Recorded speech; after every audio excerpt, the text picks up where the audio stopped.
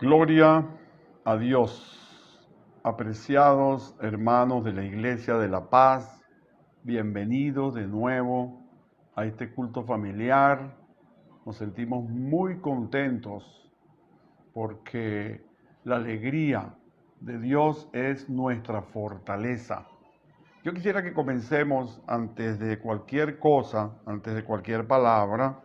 Yo quiero comenzar con una adoración a nuestro Dios, a Dios como Salvador.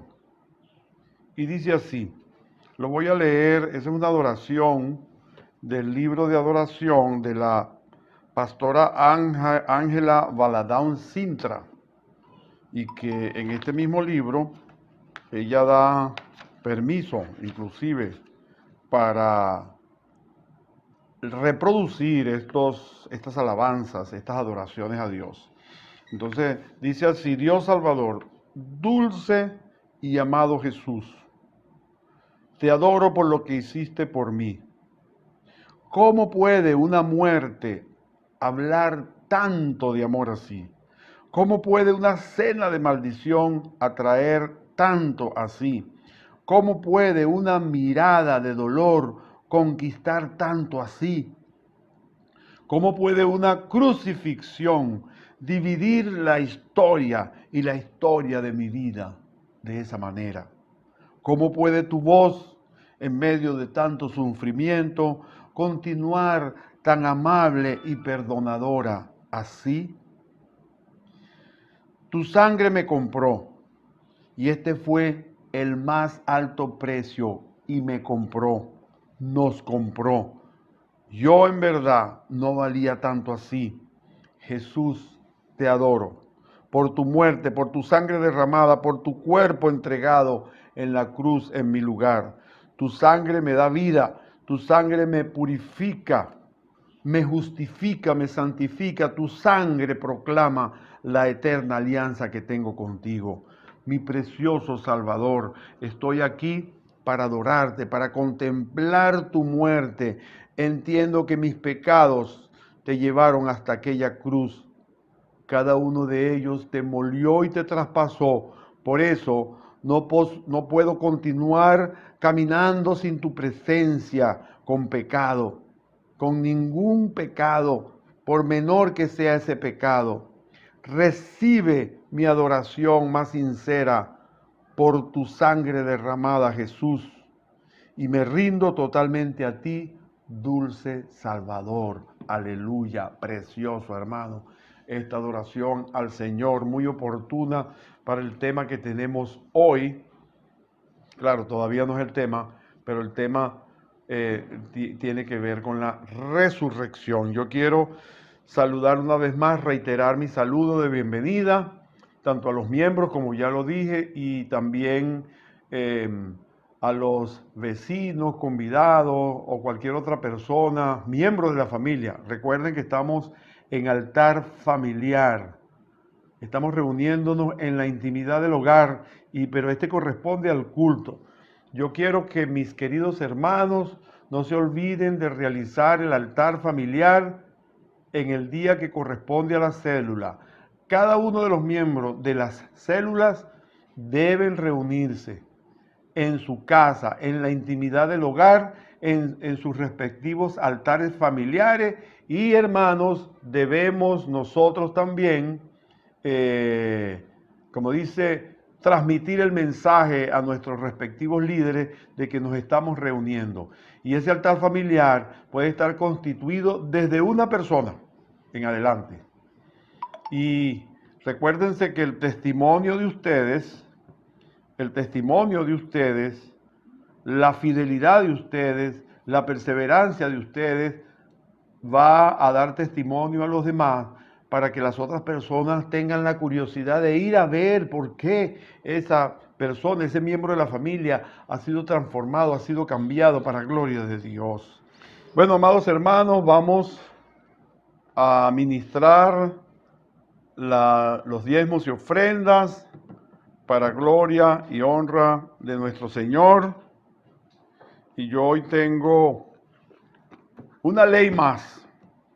¿Se acuerdan que primero hablamos de principios para ofrendar, para dar, y ahora estamos viendo las leyes para que esa cosecha de esa siembra que tú das, ¿verdad?, pueda ser en abundancia, y para eso también existen, para ofertar existen principios, y para cosechar, para recibir existen leyes.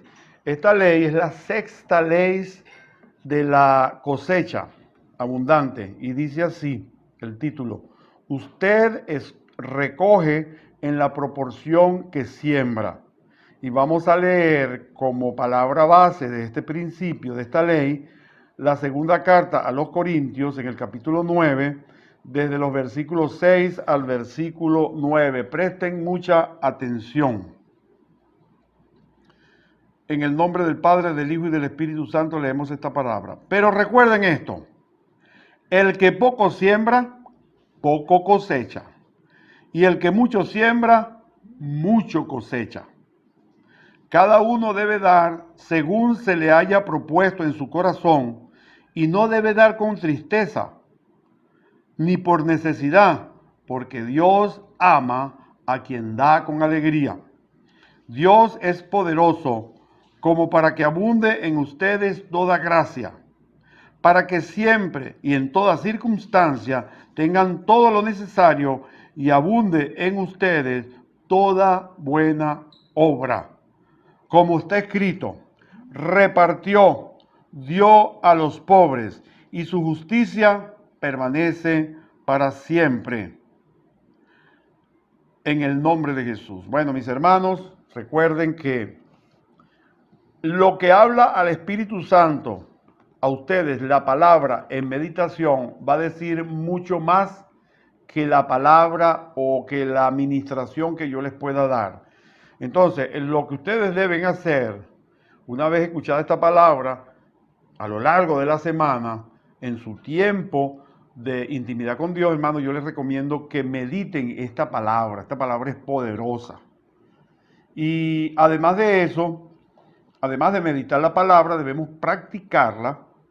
Y además de practicar la palabra con el hecho de entregar, devolver a Dios los diezmos, ofrendas y primicias, debemos aprender a ser buenos administradores. Eso se aprende. Eso no es una unción, es un conocimiento que tú puedes adquirir y que lo puedes aplicar. Como el caso, si tú vas a utilizar matemáticas, contabilidad, ahí te va a enseñar claramente que tú no puedes gastar más de lo que tienes, o no debes gastar todo lo que tienes, porque Dios da pan al que come y semilla al que siembra. Tienes que guardar la semilla para continuar sembrando.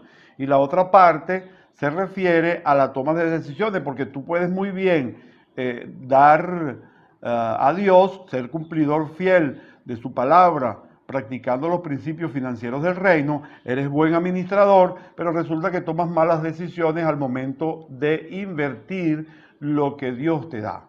Entonces, esas tres cosas son muy importantes y a mí me han servido de experiencia a lo largo de mi vida cristiana. Bueno, hermanos, vamos entonces a recoger nuestros diezmos, ofrendas y primicias en el nombre de Jesús.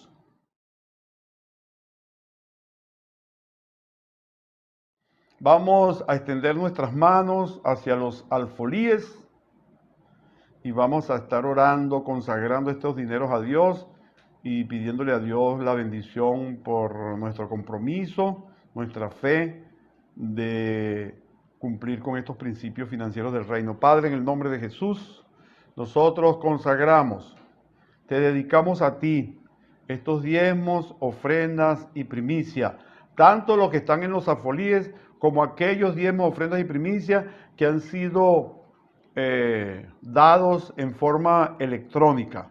En el nombre poderoso de Jesús, nosotros te los consagramos a ti para gloria y honra de tu nombre.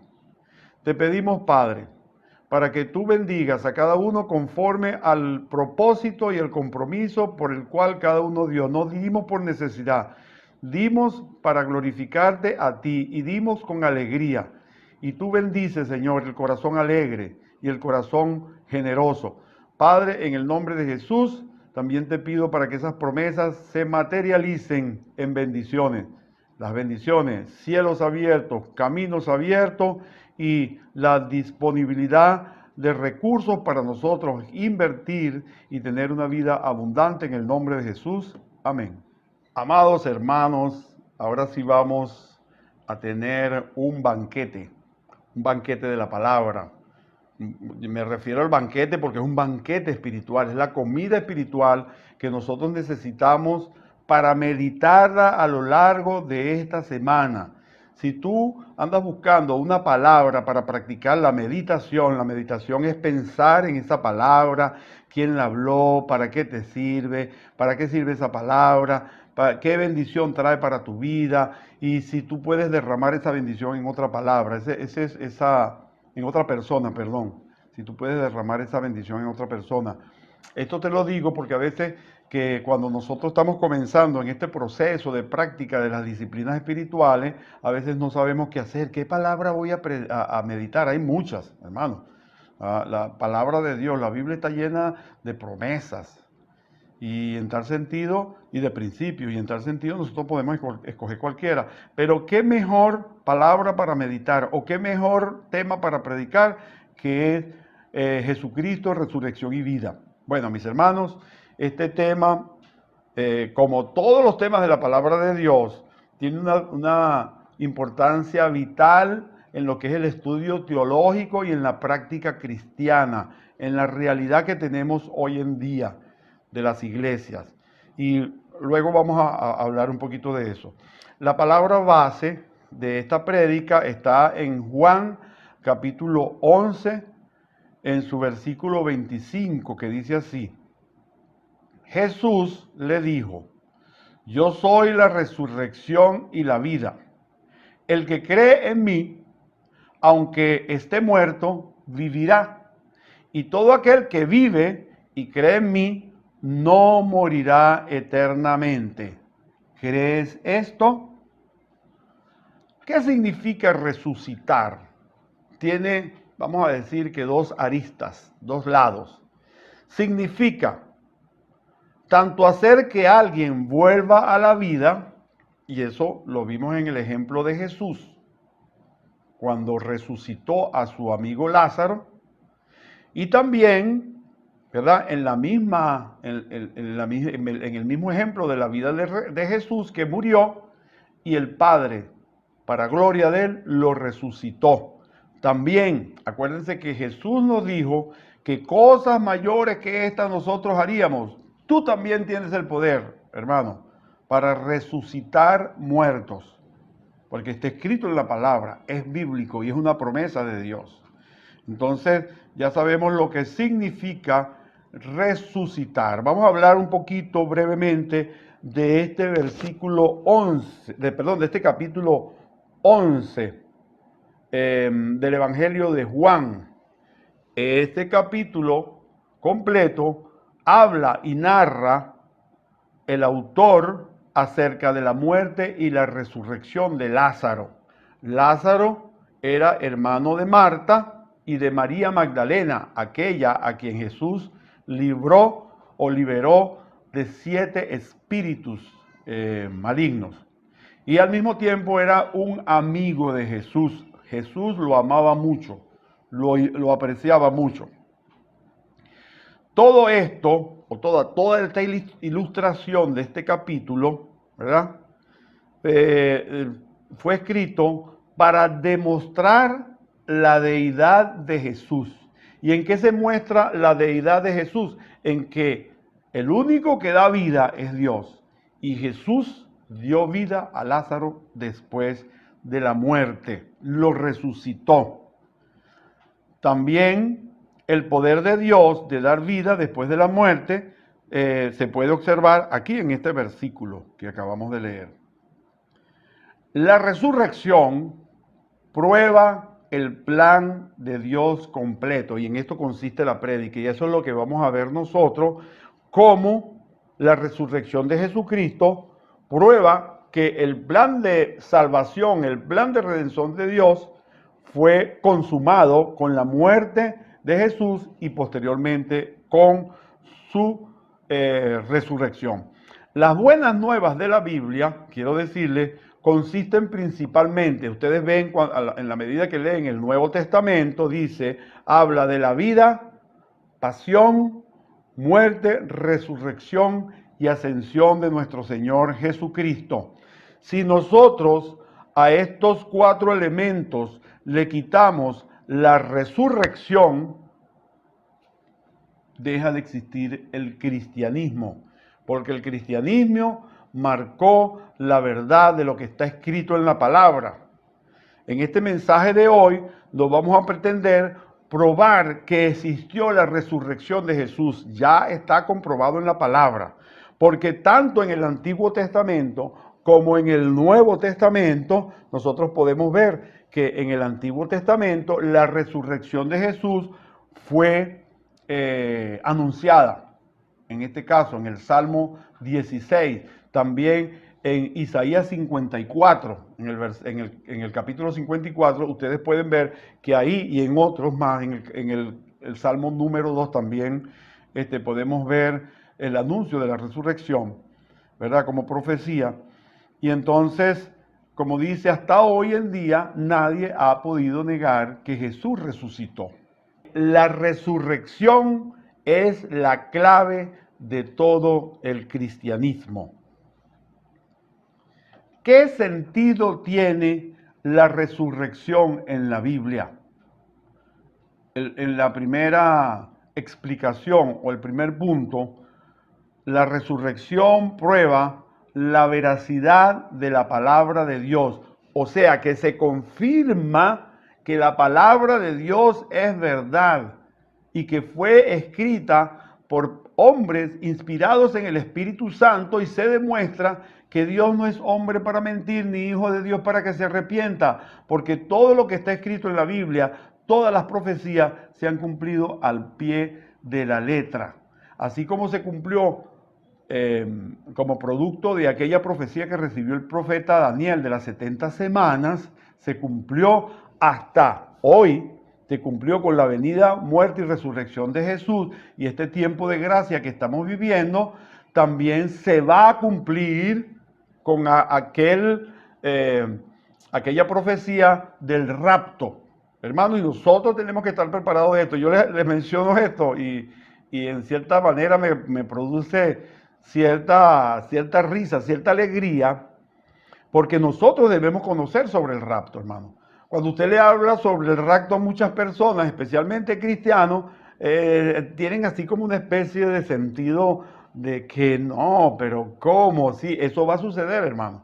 Todas las profecías bíblicas se han cumplido, y la última profecía que está pendiente bíblicamente para el cumplimiento de la palabra de Dios, de las promesas de Dios para la iglesia, es el rapto. Así que nosotros debemos velar y orar para que estemos preparados en todo tiempo y no nos vaya a pasar como las 10 vírgenes imprudentes, ni nos vaya a pasar como aquel siervo también indolente que robaba a su amo. Debemos estar preparados para la venida del Señor y el rapto y glorificación de nuestros cuerpos y la resurrección de los muertos, ¿verdad? Para esta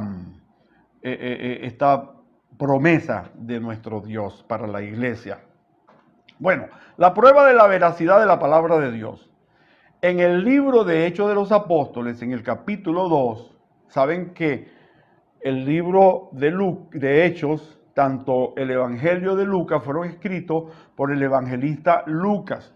En este caso, Lucas narra en el capítulo 2 del libro de Hechos, narra lo que dijo el rey David como profeta en el Salmo 16, en su versículo 10, que se refiere, yo voy a parafrasearlo, no voy a leerlo, eso se los dejo a ustedes como tema de estudio para esta semana, ¿verdad? En el Antiguo Testamento dice que su alma no sería dejada en el Hades, ni su cuerpo vería la corrupción. Y ahí luego, muchos años después, se descubre que ahí ese versículo no se refería a la vida de David después de la muerte, sino que se refería a la vida de Jesús, el Señor y Salvador, que vendría como promesa ya de los profetas, que vendría y se cumpliría esto. Su Su alma no sería dejada en el Hades, ni su cuerpo vería la corrupción, porque nuestro Dios y Padre Celestial lo resucitó de entre los muertos. Seguimos. ¿Qué sentido tiene la resurrección en la Biblia? En el mismo libro de los Hechos, en el capítulo 13, en la narración, en este caso no narra Lucas. Lucas narra lo que dijo el apóstol Pablo. Dice, hablando a los israelitas, le señalo, ustedes lo revisan, en los versículos 30 al 35, haciendo referencia de lo que está escrito en el Antiguo Testamento, en el Salmo 2 y en el Salmo 16, lo referente a la resurrección de Jesús, que ya había sido profetizada y se acababa de cumplir inmediatamente después de haber escrito el libro de los Hechos, en esa narrativa del libro de los Hechos. Y yo quiero dejarle esta frase aquí, que la van a ver en pantalla: sin la muerte y resurrección de Jesús, no hubiésemos tenido vida eterna. Seguimos con la misma pregunta. ¿Qué sentido tiene la resurrección en la Biblia? La resurrección prueba la deidad de Jesús. Hermanos, hemos escuchado muchas cosas de diferentes autores, de diferentes sectas, que niegan la divinidad, la deidad de Jesús, porque dicen que Jesús no era el Hijo de Dios y nosotros lo creemos. Jesucristo es el Hijo de Dios, lo creemos y está probado en la Biblia.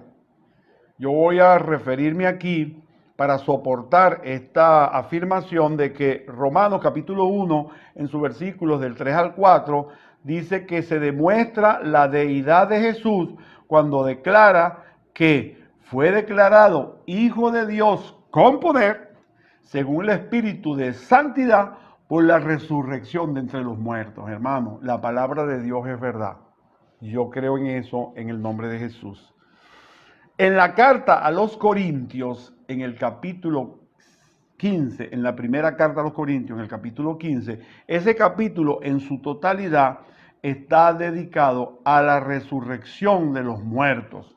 En el versículo 3 y 4, dice que Cristo murió por nuestros pecados conforme a la promesa de Dios y fue sepultado conforme a las Escrituras, y al tercer día resucitó y se apareció a muchos para luego ascender al cielo y sentarse a la derecha de Dios Padre, en el trono de Dios. Gloria a Dios, en el nombre de Jesús. Seguimos. ¿Qué sentido tiene la resurrección en la Biblia? También la Biblia prueba la deidad de Dios, de Jesús, cuando Pedro dice en Mateo 16:16, tú eres el Cristo, el Hijo del Dios viviente. En Juan 20:28 dice Tomás, responde a Jesús, Señor mío y Dios mío. Esto es en el capítulo, ustedes saben que anteriormente Tomás decía que ver para creer. Cuando le anunciaron que Jesucristo había resucitado, su reacción fue decir, no, yo tengo que ver a Jesús con mis propios ojos para poder creer. Resulta ser que en el momento que lo vio resucitado y vio las llagas y vio la herida y lo vio resplandeciente en persona, dijo, Señor mío y Dios mío. No tuvo más palabras que decir, reconociendo la deidad de Jesucristo. Ahora vamos a la parte final, a explicación de la parte final de por qué fue necesaria la resurrección, por qué Dios Padre resucita a Jesús por el poder del Espíritu Santo. Bueno, decimos así, Dios resucitó a Cristo para dar testimonio de la deidad de Él. Ya lo explicamos en los versículos que expusimos como base para esa explicación. En segundo lugar, prueba la veracidad de la palabra de Dios, se confirma, y hoy se nos confirma a nosotros también la veracidad. Todo lo que está en la Biblia es la verdad. Hermano, no hay ninguna otra verdad fuera de ahí. La verdad de Dios, la verdad de Jesucristo está contenida en su palabra. Prueba la consumación del plan redentor de Dios. Cuando Jesucristo resucita, ¿verdad? Ya se consuma la obra de Jesús a través de su muerte en la cruz, cuando Él le dice al Padre, consumado es. Pero se consuma el plan redentor de Dios Padre, porque Dios Padre, el plan era de Dios y Jesucristo era su instrumento. Se consuma el plan de redención de Dios cuando Jesucristo resucita de entre los muertos. También, otro punto, para que nosotros pudiésemos ser justificados, era necesario que Jesucristo muriera. Pero si Jesucristo no resucitaba, hermano, no se podía probar nada. Y en aquel caso los saduceos hubiesen tenido razón, porque ustedes saben que en aquella época habían dos sectas encargadas de guardar la tradición, las costumbres y la palabra de Dios contenida en las leyes de aquella época del Antiguo Testamento, del Pentateuco, y resulta que los saduceos, ellos no creían ni en la resurrección de Dios, ¿verdad? No creían en la resurrección, de ninguna manera. Entonces, de esta manera se comprueba, yo no sé qué pasaría con los saduceos, de verdad que sería un tema de estudio, pero ahí, a partir de ese momento, se prueba una vez que resucita Jesús, porque todo el mundo lo vio, después que Jesús resucitó, Él se le apareció a más de 500 personas, se le apareció al sumo sacerdote, se le apareció a los apóstoles, etc. Entonces, esto nosotros lo soportamos con el capítulo 4, en el versículo 25, se puede soportar esto, que nosotros fuimos justificados, ¿verdad?, por la resurrección de Jesucristo. Bueno, si Cristo no hubiese resucitado, hubiese sido un hombre más. Léanse el capítulo 15 de la primera carta a los Corintios, que hay toda una explicación, es como una disertación, ¿verdad?, de si Cristo no resucitó, que si Cristo hubiese resucitado, y el apóstol Pablo da toda una explicación ahí de la resurrección del Señor. Otro punto es que Dios lo resucitó para que nosotros fuésemos hechos justos delante de los ojos de Dios. Y otro punto importante es conceder la vida eterna dependió de la resurrección. Si Jesús no hubiese resucitado, la promesa de vida eterna no se hubiese cumplido.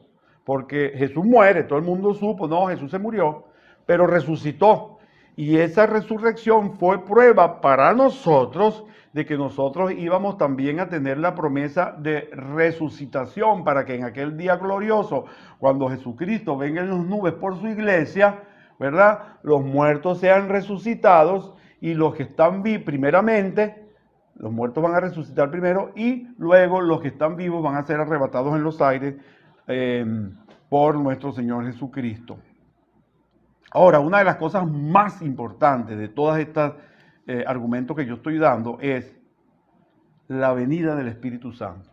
Si Cristo no hubiese resucitado, posteriormente a la resurrección, Jesucristo ascendió a los cielos y Él dio una promesa, que es necesario que yo me vaya para que pueda venir otro consolador. Y resulta que, hermanos, el Espíritu Santo, el Espíritu de verdad, es el Espíritu de la Iglesia de Jesucristo y que está tanto en nosotros como sobre los miembros de la Iglesia para cumplir todo lo que habla las promesas de la Biblia. Ahí nosotros no necesitamos ser enseñados por nadie, porque Dios nos colocó el Espíritu Santo en nuestros corazones para que Él mismo nos enseñara todas las cosas. Él nos consuela. El Espíritu Santo nos recuerda todo lo que dijo Jesús. El Espíritu Santo nos transforma. El Espíritu Santo nos revela la palabra de Dios. Y nosotros, hermanos, debemos desarrollar esa comunión con el Espíritu Santo y debemos permitir, nosotros nos debemos despojar de ese viejo hombre, de esa forma de pensar, o ese que nos guiaba anteriormente, que eran nuestros deseos y pensamientos para dejarnos guiar por la voz del Espíritu Santo. Por supuesto, tenemos que leer la palabra para que nuestro espíritu humano crezca y haya una comunión entre el Espíritu de Dios y la palabra de Dios en nuestro espíritu, para que nosotros podamos a completar la plenitud y podamos andar en la plenitud de Cristo, o sea, en sus principios y en su palabra. Otra de las cosas importantes, además de la más importante, que es esta de la promesa del Espíritu Santo, es que a partir del momento en que Jesucristo ascendió, nosotros nos convertimos en templo y morada del Espíritu Santo. También el Espíritu Santo nos capacita para el servicio de la buena obra de Dios. El ministerio del Espíritu Santo en su totalidad dependía de la resurrección de Cristo, y por esa razón fue que Dios resucitó a Jesucristo de entre los muertos. De otra manera, no hubiésemos tenido cristianismo, ni tampoco hoy gozáramos de la promesa de glorificación y de vida eterna después de la muerte o después del rapto. Otra consideración que tengo aquí dice que nos salva del juicio de Dios. Ustedes saben que hay un tema denominado el juicio, el gran juicio del trono blanco, donde van a ser juzgados los muertos, ¿verdad? Van a ser juzgados los muertos, pero en esta oportunidad, en la segunda venida de Cristo, viene como juez. Pero nosotros nos vamos a ser enjuiciados en ese gran juicio del trono blanco, porque nosotros ya fuimos enjuiciados por Jesús. Nosotros vamos a comparecer como iglesia, como miembros de la iglesia, ante el tribunal de Cristo, y vamos a ser juzgados como cristianos, y Él va a ver las buenas y malas obras que nosotros hemos realizado. Bueno, hermanos, como conclusión de todo esto que acabamos de hablar, de la importancia de la resurrección, esto es un tema de vital importancia y que les da a ustedes argumento para ustedes predicar el evangelio del reino de Dios. Porque muchas personas le van a llegar a ustedes con argumento de que Cristo no resucitó, de que Cristo no es el Hijo de Dios, de que nosotros debemos hacer como otras religiones que hablan de reencarnación. Hermano, aquí no hay reencarnación. La única tumba de todos los líderes que aparecen en la humanidad en el pasado, cristianos, Buda, Mahoma, etcétera, esas tumbas están llenas. La única tumba que estaba vacía, prueba irrefutable de la resurrección de nuestro Señor Jesucristo. Pero quiero dejarles como conclusión que la resurrección prueba, primero, la veracidad de la palabra de Dios. Segundo, la deidad de Jesús. Jesucristo es Dios. Tercero, el plan de Dios está consumado. El plan de la redención, el plan de salvación de Dios a toda la humanidad con la resurrección está consumado. Cuarto, el establecimiento de la iglesia de Jesucristo. Hermanos, sin la resurrección hubiese sido imposible que Jesucristo se convirtiera en la cabeza espiritual de la iglesia y nosotros que quedamos aquí en la tierra en los miembros del cuerpo de Cristo. Quinto, Dios designa a Jesús como juez y que vendrá a juzgar a vivos y a muertos. Y en último lugar, la bendición eterna del pueblo de Dios es consecuencia de la resurrección. Yo quiero terminar con esta palabra para que ustedes la mediten, que está en Juan capítulo 14, en los versículos del 1 al 4, y dice así: no se turbe vuestro corazón, creéis en Dios, creed en mí, dice Jesús.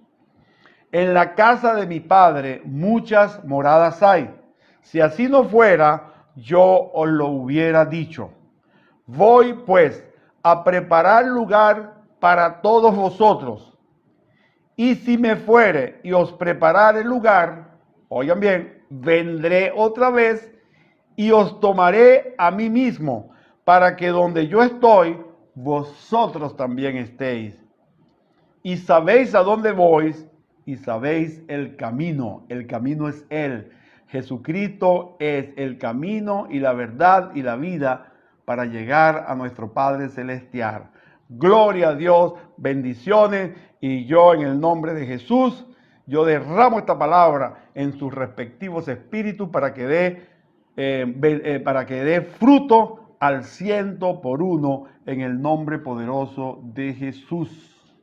Mis queridos hermanos, yo quisiera hacer un llamado a las personas familiares, participantes de este altar familiar, para aquellos que estén sintiendo su corazón arder, aquellos que estén sintiendo la necesidad de llenar un vacío existencial que tal vez ustedes ya han intentado llenarlo con alguna cosa, con personas, con licor, con sexo, con bienes materiales. Hermano, no, ese vacío solo le llena Jesús. Y yo, en el nombre poderoso de Jesús, yo quisiera que se levantaran todos los que están presentes en este hogar y levantáramos las manos.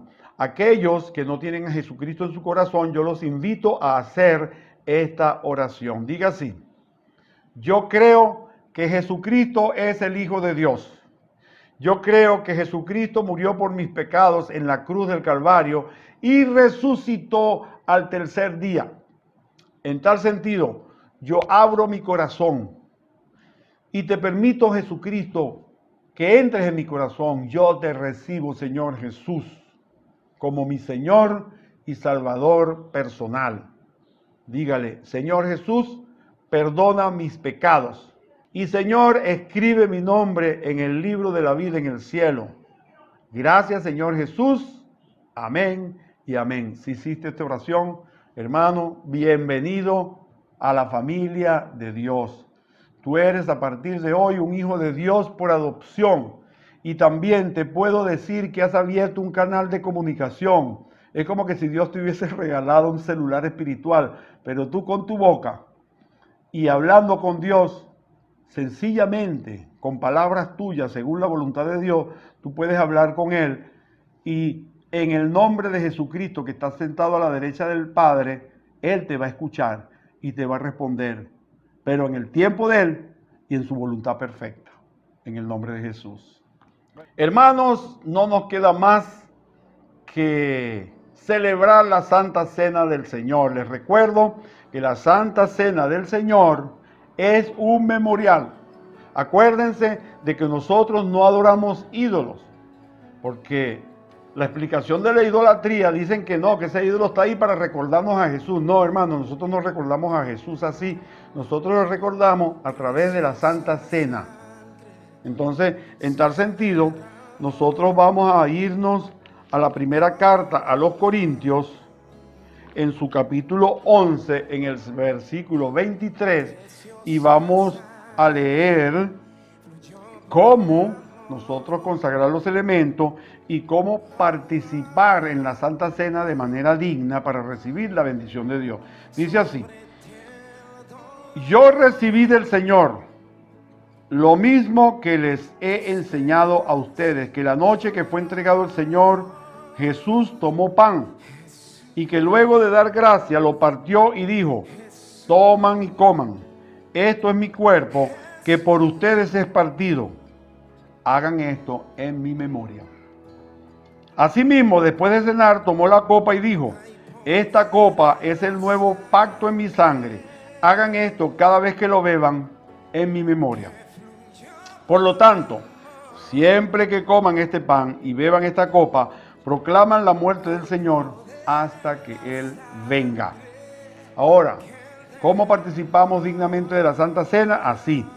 Así que cualquiera que coma de este pan y beba de esta copa de manera indigna, no será culpado será culpado del cuerpo de Cristo y de la sangre del Señor. Por tanto, cada uno de ustedes debe examinarse a sí mismo antes de comer el pan y de beber la copa. Porque el que bebe y come de manera indigna y sin discernir el cuerpo del Señor, come y bebe para su propio castigo.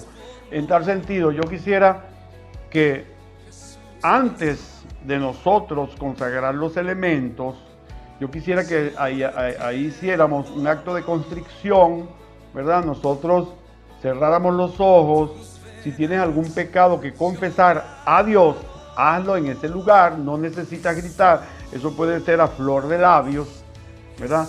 Si hay alguien presente en esta sala familiar a quien tú le debas pedir perdón o debas perdonar, acércate a él con un abrazo y lo perdonas o le pides perdón.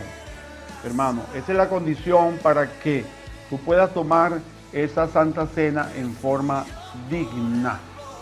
Yo le voy a dar 30 segundos para eso, aquí en presencial.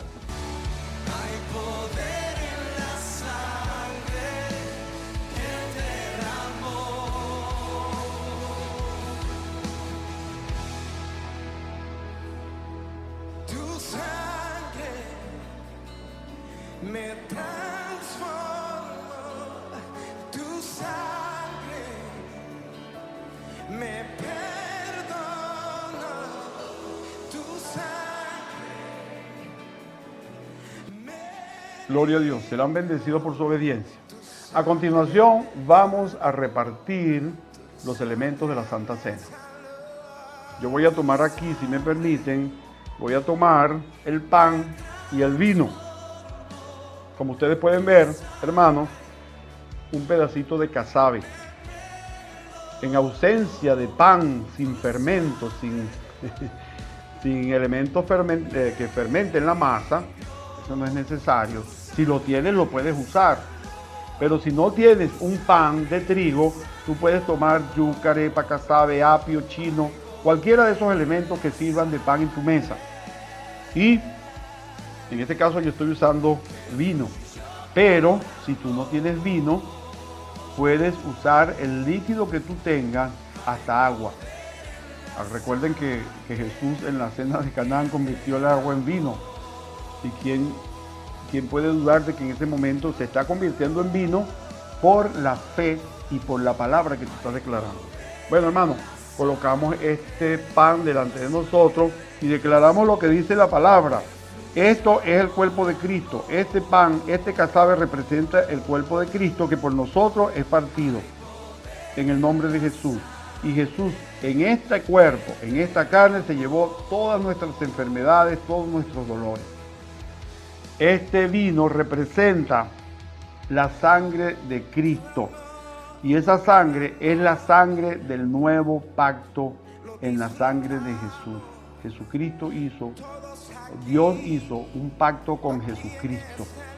Y nosotros hoy hemos consagrado este vino. Esta es la sangre de Cristo, este es el cuerpo de Cristo. Nosotros hacemos uso en este momento de los elementos. Primero el pan y luego el vino.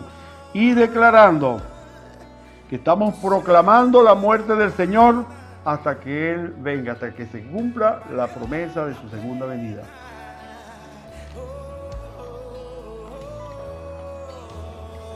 Y hoy se escucha la voz de una generación, que es el fruto de tu aflicción en la cruz. Todos damos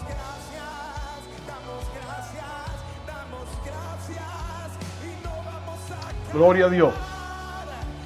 Somos libres, hermanos, por este sacrificio de Jesús. Hermanos, yo quiero que la gracia de nuestro Señor Jesucristo sea derramado en todos ustedes. Que la comunión con el Espíritu Santo aumente cada día más para que podamos ser guiados y dirigidos por Él. Y que el amor del Padre aumente en nuestros corazones, porque el amor ya está derramado en nuestros corazones. Y que ese amor crezca cada día más en acciones para glorificar a Dios. Yo declaro a esta congregación cielos abiertos, caminos abiertos, en el nombre poderoso de Jesús. Amén y amén.